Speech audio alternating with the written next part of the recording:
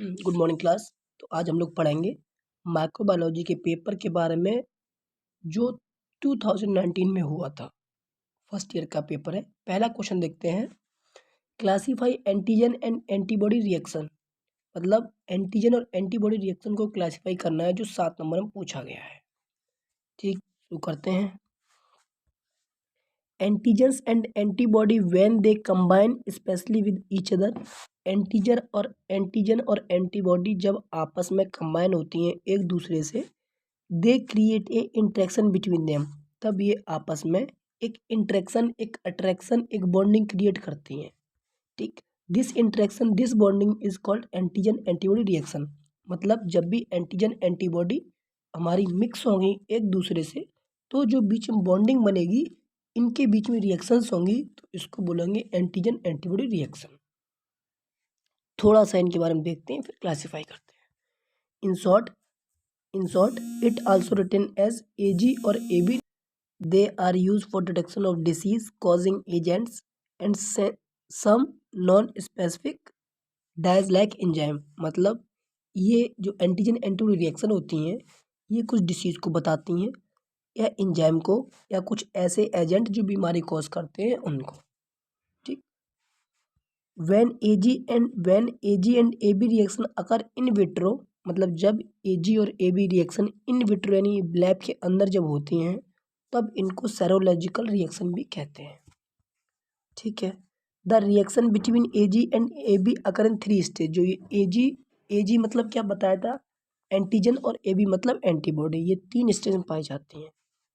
ठीक है, पहला formation of AG and AB complex. मतलब जब एजी और एबी आपस में मिलेंगी तो कॉम्प्लेक्स बनाएंगी, एक रिएक्शन होने के बाद प्रोडक्ट बनाएंगी, उसको एजी और एबी कॉम्प्लेक्स कहेंगे।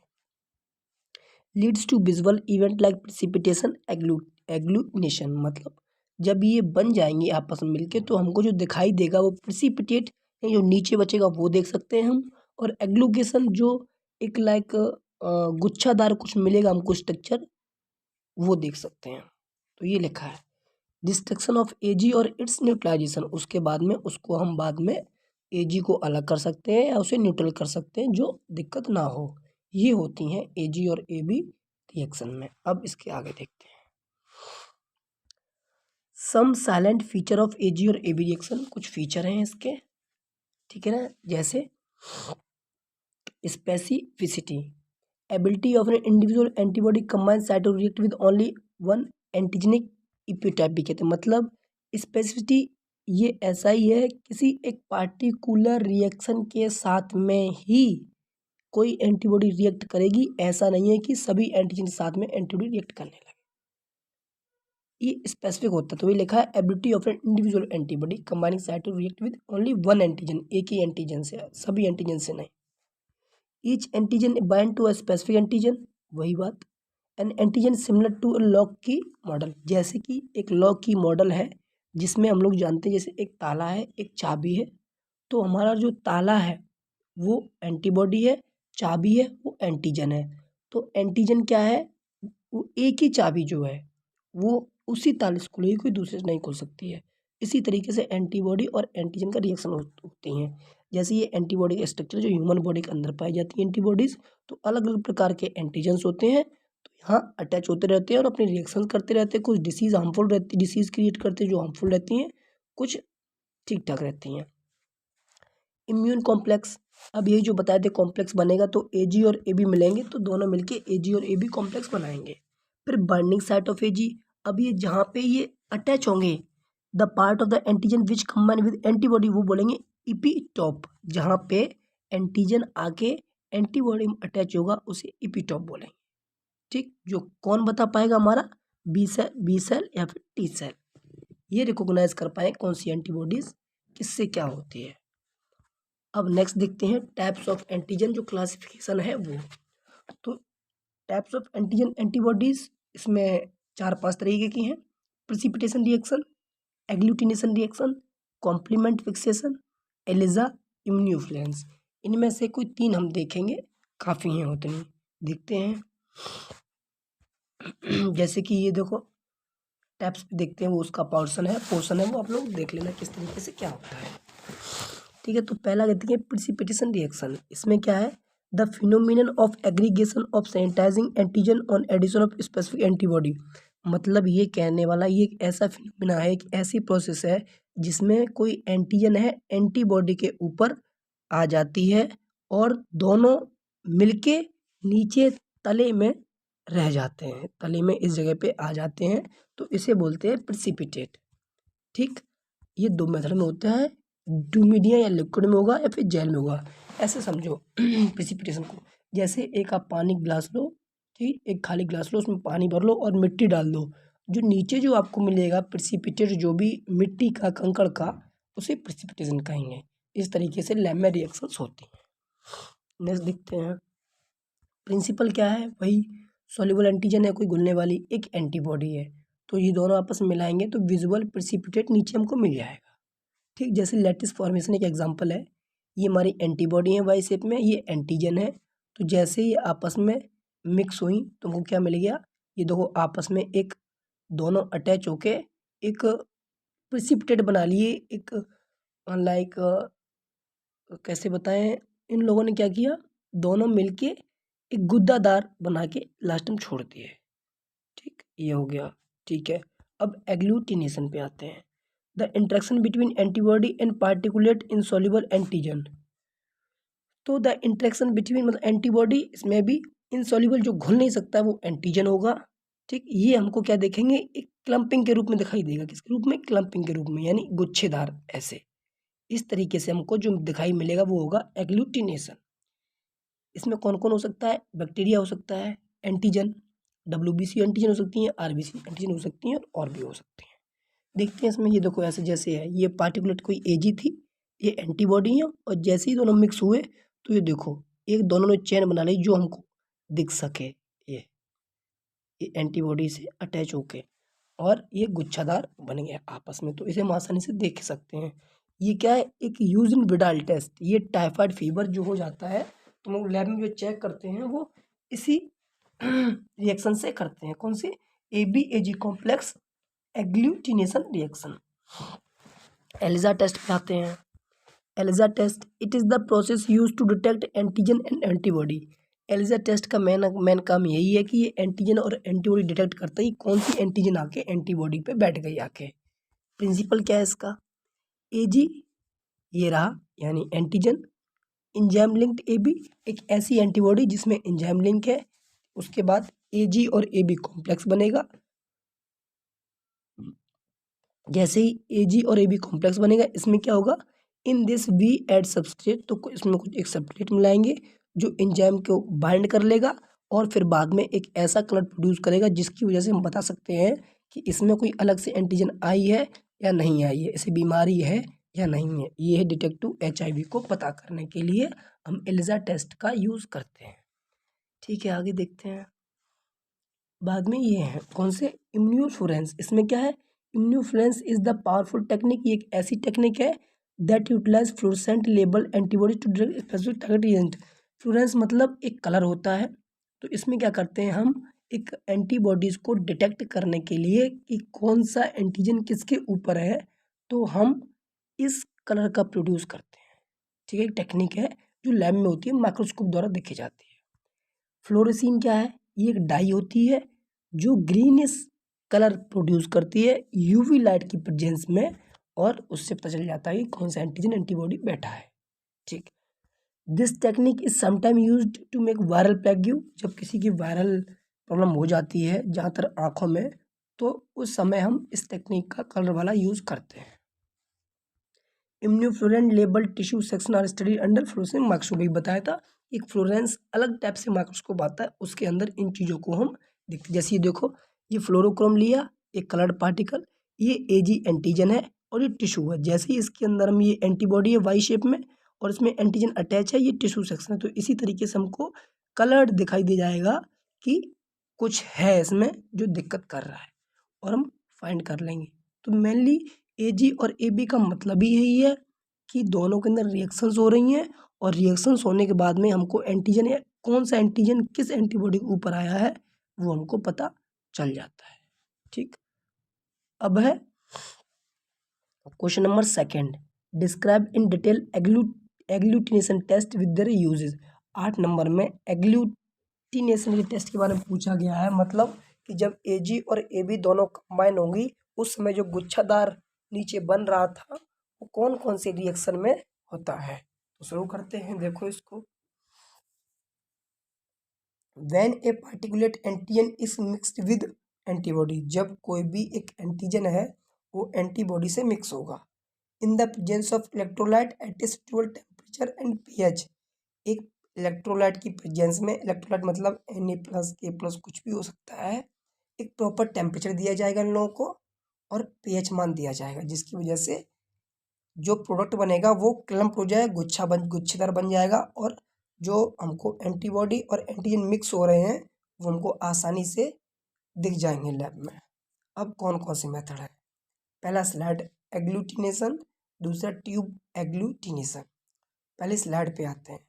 इसमें क्या करना है, स्लाइड में place 1 drop of 0.9% सेलाइन on microscope slide, मतलब एक स्लाइड लेंगे, स्लाइड मतलब एक कांच का टुकड़ा होता है, उसके ऊपर 0.9% सेलाइन डालेंगे, ठीक है।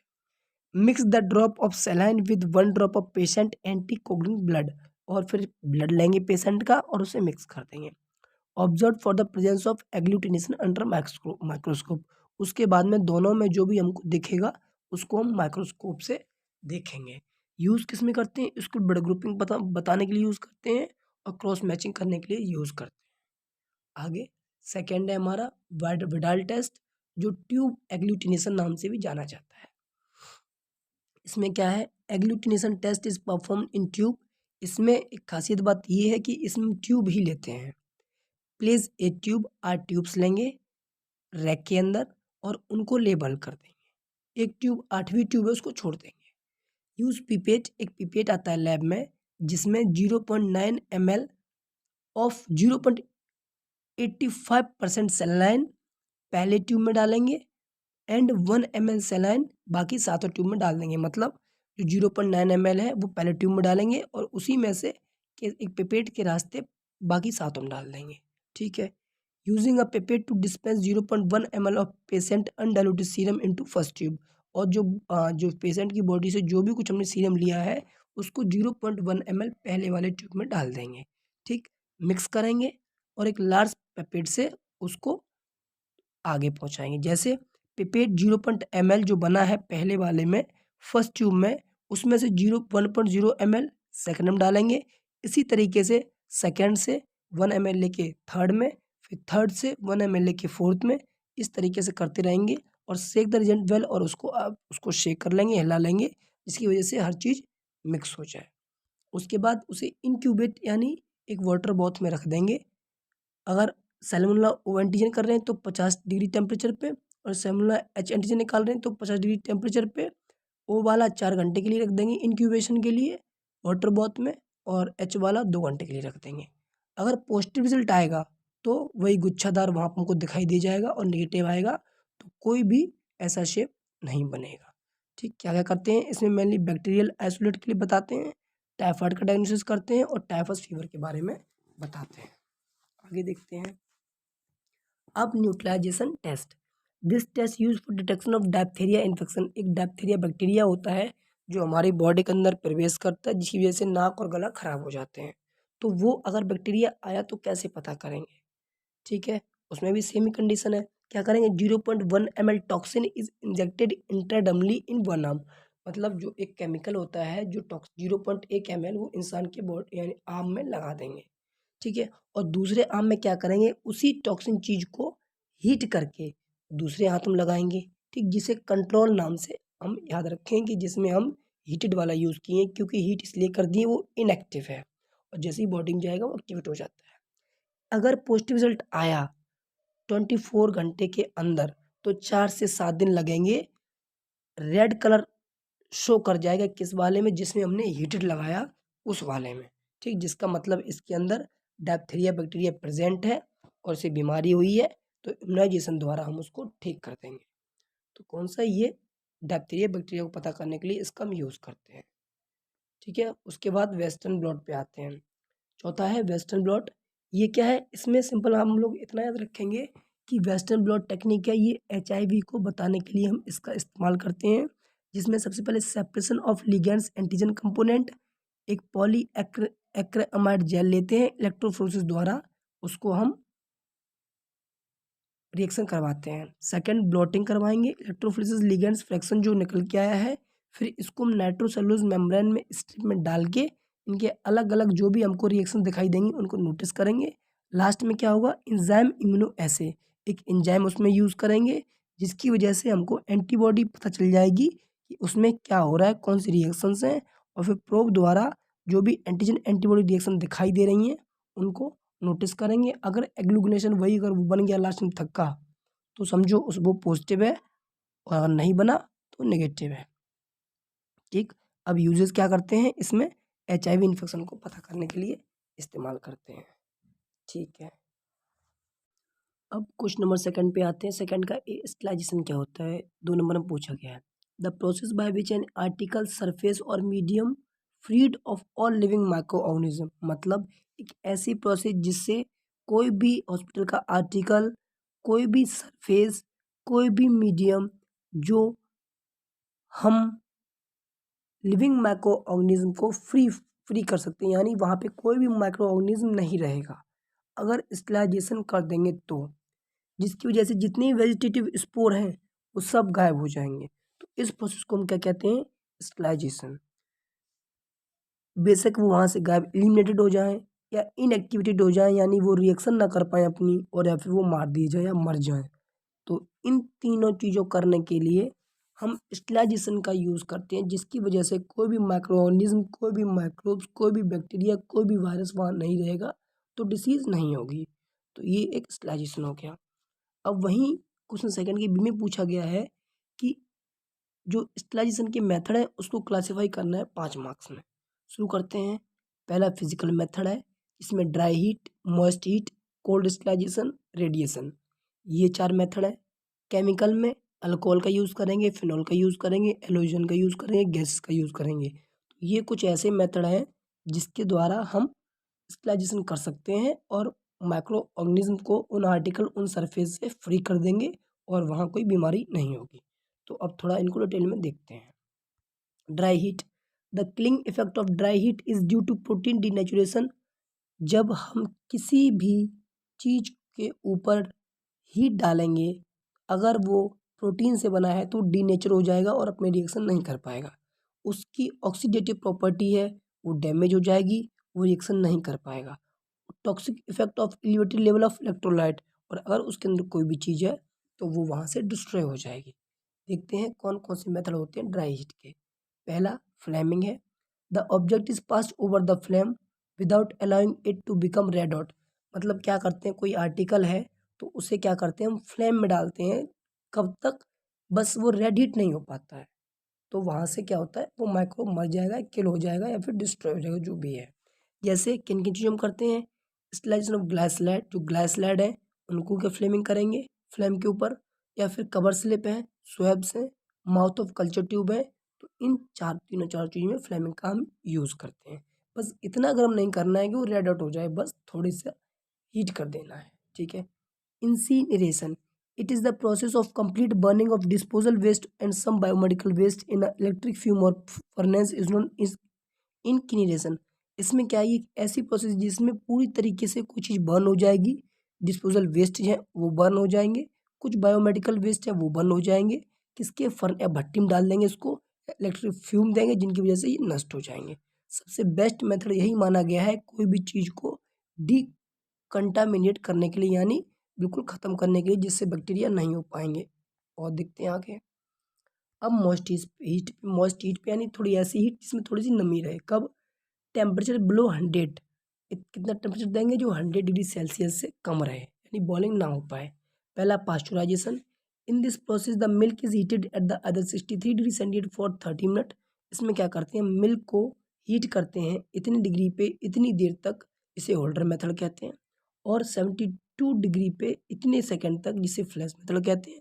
और फिर अचानक हम क्विकली कर देते हैं 30 डिग्री टेम्परेचर पे ले आते 13 डिग्री टेम्परेचर पे ले आते हैं। तो जो ये प्रोसेस हो रही है इसे बोलते हैं पास्चुराइजेशन, जिसकी वजह से जो अमूल मिल्क आता है इनमें कीड़े नहीं पड़ते हैं और कोई भी बीमारी नहीं आती है, 3-4 दिन तक चल जाता है। फिर inspissation, sterilization and the solidification of serum and egg content medium carried out of 80 degree centigrade inspissator instrument, this process called inspissation. मतलब इसमें स्टरलाइजेशन करते हैं, सॉलिडिफिकेशन ऑफ सीरम, कोई भी सीरम वो सॉलिडिफाई कर देते हैं। Egg content medium is carried out of 80 degree centigrade, 80 degree centigrade पर हम इन चीज़ों को सीरम को रख के उसको नष्ट कर देते हैं, जिससे उसमें जो भी बैक्टीरिया होंगे वो किल हो जाते हैं। एग्जाम्पल सीरम स्लोप्स को जैसे। Killing some microorganisms. All mesophilic non-sporing bacteria are killed exposed to moisture at 60 degree centigrade for 30 minute. और कुछ बैक्टीरिया ऐसे हो जाते हैं जो जितने हम अगर 60 डिग्री सेंटीग्रेड हीट देंगे उनको तो 30 मिनट के अंदर वो डिस्ट्रॉय हो जाते हैं। और अगर 80 डिग्री टेम्परेचर दे दिए तो 5 से 10 मिनट के अंदर उनके वेजिटेटिव फॉर्म भी डिस्ट्रॉय हो जाते हैं। कोल्ड डिस्टिलाइजेशन क्या है? This is a process by which material is at low temperature, यानी लो टेम्परेचर पे किसी चीज़ को हम साफ करना या किसी की बैक्टीरिया को वायरस को किल करना। तो ये 3 मेथड से होता है, फिल्ट्रेशन, रेडिएशन, केमिकल्स। तो फिल्ट्रेशन क्या होता है? Filtration help remove bacteria from heat labile liquid such as sera and solution of sugar. Filtration तुम लोग जानते ही हैं, मतलब किसी तरीके से फिल्टर कर देंगे चीज़ों को, जिससे क्या होगा, हमारी जो कुछ मेन चीज़ें वो अंदर आ जाएंगी और जो पास चीज़ पास हो गई है